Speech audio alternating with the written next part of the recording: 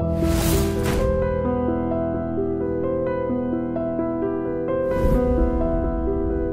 this is Vasant. Congratulations, I Dream.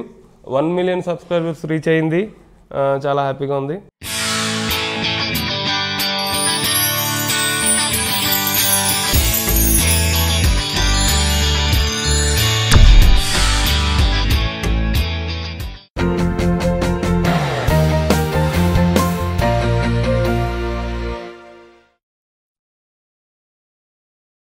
Sir మీరు ఇన్ని సినిమాలు చేశారు, యూనో యాక్చువల్గా మీరు చేసిన సినిమాలు అన్నీ కూడా హిట్స్ అయిపోదాకా అన్నీ కాదు, I mean the major films songs వెళ్ళినవి అయితే మాత్రం నాకైతే మ్యాక్సిమం ఆడియో హిట్స్ ఉన్నాయి.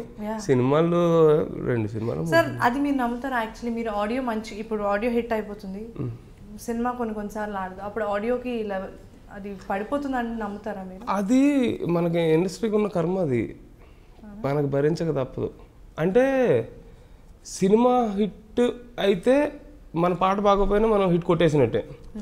సినిమా హిట్ కాకపోతే మన పాట బాగున్నా మనకి హిట్ లేదు, సెంటిమెంట్లు చాలా సెంటిమెంట్లు ఉంటాయి. అదేంటో నాకు అర్థం అవుతుంది. అంటే పర్సనల్గా నేను ఒకవేళ పాటలు బాగా చేయలేదు, రీ రికార్డింగ్ బాగా చేయలేదు, నాకు ఎవరు సినిమా ఇవ్వలేదు, సో నేను ఫీల్ అవును.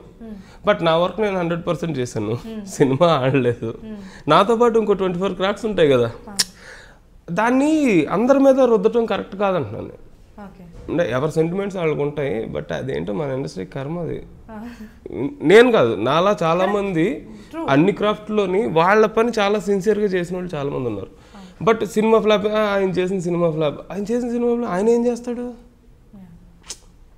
అది director, producer, hero, music director, cameraman, ఇందరు ఉన్నారు పైనుంచి కింద వరకు.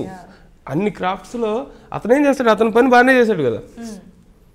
కానీ అదేంటో సెంటిమెంట్, అది నాకు ఎప్పుడు నేను చాలా ఫీల్ అవుతుంటా ఆ విషయంలో. రీసెంట్ టైమ్స్లో కూడా నాకు ఈ గుంటూరు రోడ్ అని ఒక సినిమా రిలీజ్, ఆడియో చాలా పెద్ద హిట్, సినిమా అంతగా ఆడలేదు. దానికి నేనేం చేస్తాను? నేనేం చేయలేను కదా. సో అది ఇంకా అదేదో తరతరాలుగా వస్తున్న ఆచారం లాగా మన ఇండస్ట్రీకి తప్పదు అది. ఇది ఫస్ట్ టైం మీరు ఫేస్ చేసినప్పుడు, అంటే ఇలాంటి సిచ్యువేషన్ ఫస్ట్ టైం మీకు ఎక్స్పీరియన్స్ చేసినప్పుడు ఏమైనా అనిపించిందా? ఎందుకు ఇంత ఇది చేసినా సరే they are not taking, they are not welcoming? So అంటే నేను సూపరు, నేను అల్టిమేట్ అలాంటి ఎప్పుడు స్టేట్మెంట్లు ఇవ్వనండి. ఎందుకంటే నాకు మ్యాక్సిమం నేనేం చేయగలను అది చేస్తాను ఈ సినిమాని. నేను యాక్చువల్లీ 2008లో అసిస్టెంట్గా వర్క్ చేస్తున్నాను. నేను అందరు మ్యూజిక్ డైరెక్టర్ల దగ్గర వర్క్ చేశాను. నేను అప్పుడే ఒక సినిమా చేశాను, ఒడ్డే నవ్వింది 1 అని ఒక సినిమా వచ్చింది. ఆ మూవీ చేశాను, ఫస్ట్ సినిమా నాది అదే.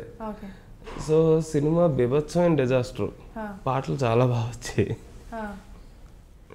ఆ సినిమాతో మ్యూజిక్ డైరెక్షన్ చేయడానికి భయపడిపోయాను. మళ్ళీ సుడిగాడు వరకు సినిమా చేయలేదు, అసిస్టెంట్గానే కంటిన్యూ అయ్యి ఎందుకులే మనకి రిస్క్ అనుకున్నాం.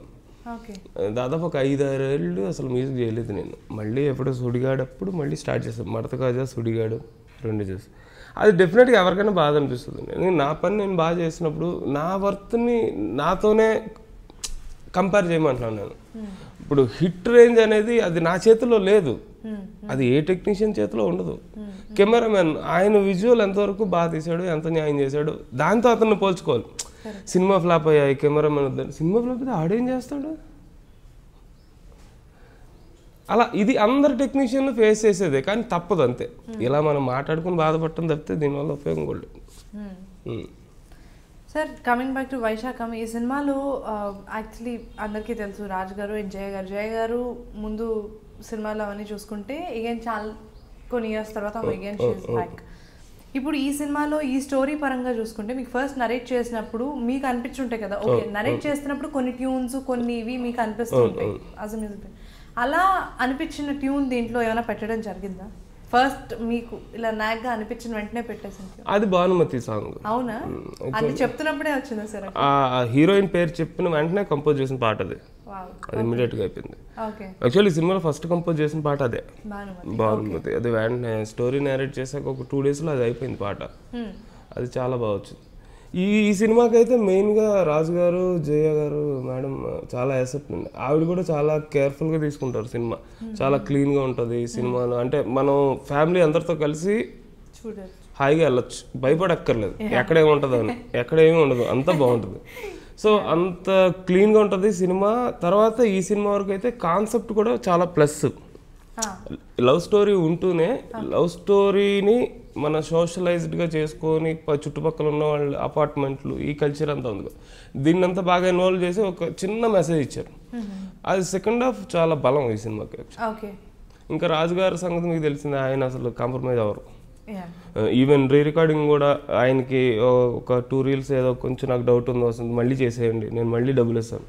ఇలాంటి మనిషి అంటే డబ్బులు ఖర్చు పెట్టడానికి కానీ వర్క్ చేయించుకోవడానికి కానీ క్వాలిటీలో కాంప్రమైజ్ అవ్వరు, వెనకాడకుండా కంప్లీట్ చాలా క్వాలిటీ కోసం. ఓకే.